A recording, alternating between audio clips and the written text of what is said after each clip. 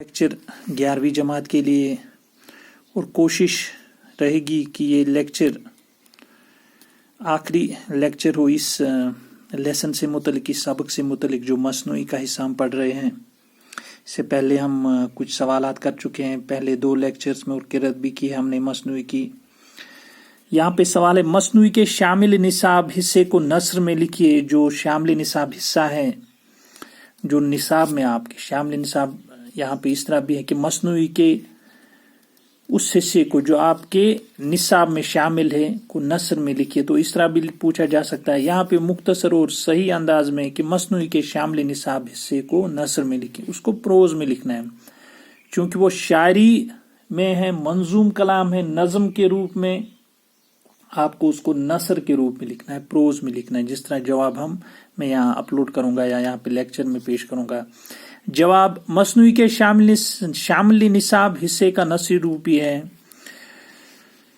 جو وہاں کسی کنیز کی آنکھ کھلی تو دیکھا کہ شہزادہ پلنگ پر نہیں ہے، نہ اس کا کوئی نام و نشان ہے۔ یہ دیکھ کر کوئی کنیز رونے لگی، کوئی ماتم کرنے لگی، کوئی بلبلانے اور بے ہوش ہونے لگی۔ انہوں نے بادشاہ شہزادے کے باپ کو اس واقعے کی خبر دی۔ وہ یہ خبر سنتے ہی ہائے پسر کہہ کر زمین پر گر پڑا، اور شہزادے کی ماں اپنا کلیجہ پکڑ کر رہ گئی۔ تو آپ نے یہ پڑھا، اس میں تشریح میں بھی جو ہم قرأت کی میں نے، اس میں بھی آپ نے یہ چیزیں پڑھی۔ تو اسی کو اب نثر میں لکھنا ہے ایک ساتھ، لیکن الگ الگ نہیں۔ تو جب یہ آنکھ کھلی تو شہزادہ مطلب پلنگ پر نہیں تھا، اس چھت پہ جہاں پہ وہ سویا ہوا تھا، سب دیکھ رہے ہیں۔ اور پھر وہ باپ کو خبر پہنچتی اس کے اور ماں کو، پھر وہ اپنے مطلب باپ وہ زمین پر گر پڑتا ہے روتے روتے، شہزادہ پکارتے پکارتے، اور ماں کلیجہ پکڑ کر رہ گئی، مطلب اس کا دم گھٹ گیا۔ بادشاہ نے کہا، مجھے وہاں لے چلو جہاں سے وہ یوسف جیسا میرا بیٹا غائب ہو گیا۔ کنیزیں اس کو چھت پر لے گئیں اور اس کو وہ جگہ دکھا دی جہاں شہزادہ سویا ہوا تھا۔ بادشاہ ماتم کرنے لگا۔ وہ رات اس کے لیے قیامت کی رات تھی۔ جب صبح ہوئی تو ہر طرف شور و گل مچ گیا کہ شہزادہ غائب ہو گیا۔ کنیزوں نے بادشاہ کو چھت دکھائی جہاں پر وہ سویا ہوا تھا۔ تو پھر بادشاہ ماتم کرنے لگا، وہ بہت مطلب آہوزاری کرنے لگا۔ وہ رات اس کے لیے قیامت کی رات تھی وہ رات۔ جب صبح ہوئے تو ہر طرف شور و گل مچ گیا۔ تو جب صبح ہوئی تو پورے علاقے میں خبر پہنچی، خاص کر محل میں، کہ شہزادہ غائب ہو گیا۔ سارا باغ ماتم سرا میں تبدیل ہو گیا۔ روتے روتے بادشاہ کی آنکھوں میں گڈھے پڑ گئے اور اس کے دل میں جدائی کا غم کانٹا بن کر چبھنے لگا۔ وزیروں نے جو اس کا حال دیکھا تو اسے صبر کی تلقین کی اور اس کو یہ امید دلائی کہ وہ جلد واپس آئے گا۔ بادشاہ نے بیٹے کو ڈھونڈ نکالنے میں کافی مال و زر خرچ کیا، لیکن وہ کہیں نہیں ملا۔ تو یہ اس حصے کا ہے، حالانکہ میں نے ابتدا میں کہا کہ وہ بہرحال اس کی بازیابی ہوتی ہے، یا ہم نے خلاصے میں بھی پڑھا، لیکن اس حصے میں ابھی تک وہ نہیں ملا ہے جو ہمارے سیلیبس میں شامل ہے، یہاں پہ جو آپ نے تشریح میں بھی پڑھا۔ ایک اور سوال، سحر البیان کے نصاب میں شامل حصے میں جن پھولوں کا ذکر ہوا ان کی فہرست تیار کیجیے۔ ان میں سے جن پھولوں کو آپ نے دیکھا ہے ان کے بارے میں 2 جملے لکھیے۔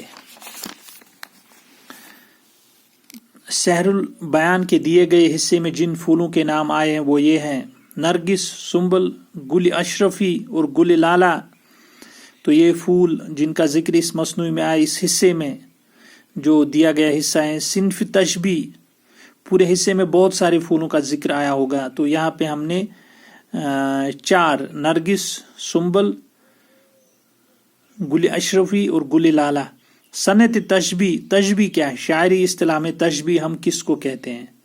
تشبیہ ایک معنوی صنعت ہے جس کے معنی ایک چیز کو دوسری چیز کے ساتھ مانند ٹھہرانا، تشبیہ دینا۔ کیشت پڑھتے سنا تشبیہ دن، یا اردو میں آپ یہ ایزلی آپ سمجھ پاتے ہیں، ابتدائی کلاسوں میں آپ نے پڑھا ہوگا کہ کسی چیز کے ساتھ وہ شیر کی طرح بہادر ہے، سیدھا یہ سب کو یاد ہوگا، یا مطلب بیشتر طلباء کو یاد ہوگا، طالبات کو بھی، طلاب کو، کہ یہ تشبیہ کا ایک مطلب کیا کہیں گے، مثال کے طور پر پیش کرتے ہیں اس جملے کو. شعری اصطلاح میں جب کسی خصوصیت کی بنا پر ایک چیز کو دوسری چیز کی مشابہت میں استعمال کیا جاتا ہے اسے تشبیہ کہتے ہیں. جیسے ناز کی اس کی لب کی کیا کہیے، پنکھڑی گلاب کی سی ہے. تو اس کا لب جو ہے وہ پنکھڑی کی طرح ہے. بس یہاں پہ یہ اس کو نثر میں اگر آپ لکھیں گے، مطلب اس کی ناز کی، تو اگر آپ چھوڑیں گے ہی، آپ لکھیں گے کہ اس کا لب پنکھڑی کی طرح، گلاب کی طرح نازک ہے. ہاں نازک، یہاں پہ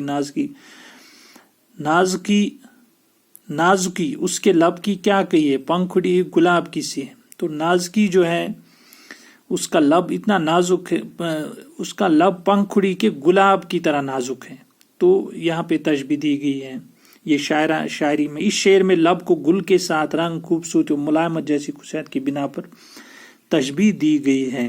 تو ہونٹ کو گلاب کے ساتھ تشبیہ دی گئی ہے. مصنوعی کے جن اشعار میں تشبیہ کی صنعت استعمال کی گئی وہ یہ ہیں: نہ ہے وہ پلنگ اور نہ وہ مہرو، نہ وہ گل ہے اس جا و نہ اس کی بو. نہ ہے وہ، نہ وہ مہرو چاند کے ساتھ، وہ نہ وہ گل ہے گل کے ساتھ. عجب طرح کی شب تھی ہے ہاتھ پہ وہ، قیامت کا دن تھا نہ رات تھی وہ. تو قیامت کا دن جیسے تھا وہ دن قیامت کے جیسا تھا. صنعت تضاد، جب کسی شعر کے ایک ہی مصرے میں دو متضاد الفاظ استعمال کیے جائیں تو اسے تضاد کہتے ہیں. ظاہر سی بات ہے تضاد کے معنی بھی وہی ہیں. میرے نوجواں میں کہاں جاؤں پیر، نظر تو نے مجھ پہ نہ کی بے نظیر. اس شعر میں الفاظ نوجواں اور پیر استعمال ہوئے ہیں جو آپس میں ایک دوسرے کی ضد ہیں. پیر چونکہ بزرگ انسان ہوتا ہے، نوجوان ایک چھوٹا جو جوانی کی قدم ہے، ابھی اس نے جوانی کی دہلیز پہ ابھی اس نے قدم رکھا. تو یہاں پہ یہ چیز واضح ہو گئی اس لیسن کی. یہ کمپلیٹ ہو گیا یہ لیسن یہاں پہ مصنوعی کا. چلا اگلے لیکچر میں اگلے موضوعات پہ آئیں گے، نثر میں یا شاعری میں. تب تک کے لیے شکریہ. اوکے، خدا حافظ.